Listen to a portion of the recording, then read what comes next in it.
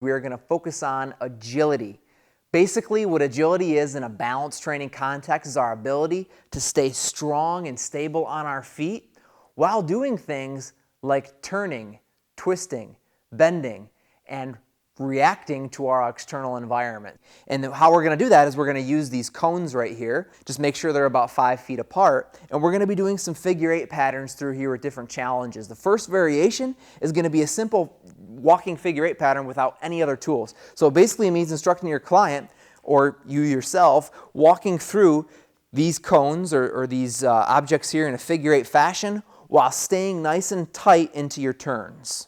All right, so we really want to focus on those quicker, more athletic shifts in body mass as we're weaving through these markers. Now, if you want to increase the challenge there, you can boost the speed a little bit, so have the walk go faster, or you can bring these cones or whatever object you're using closer together to increase the tightness of those turns and twists. Now, how we can progress this is we're going to just put an active motion glimpse bar in your hands. So I'm going to grab my active motion glimpse bar here.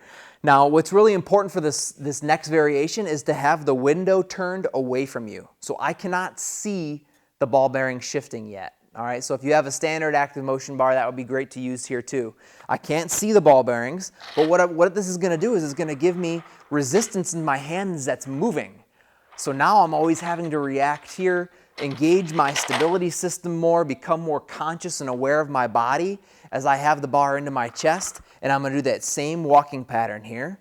I can feel that weight shifting inside the bar, pulling me from left to right, and I'm really having to react and adjust accordingly. If I want to progress this a little bit, I can just extend my arms out front. That weight is now further away from my body. It's going to shift more. Notice how I'm never able to keep it perfectly stable.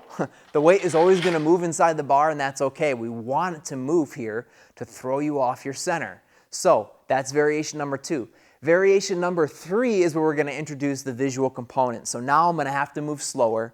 I'm going to turn the glimpse window facing me. I can see those ball bearings shifting inside the bar. I'm going to try to keep those 3 white ball bearings in the center somewhere.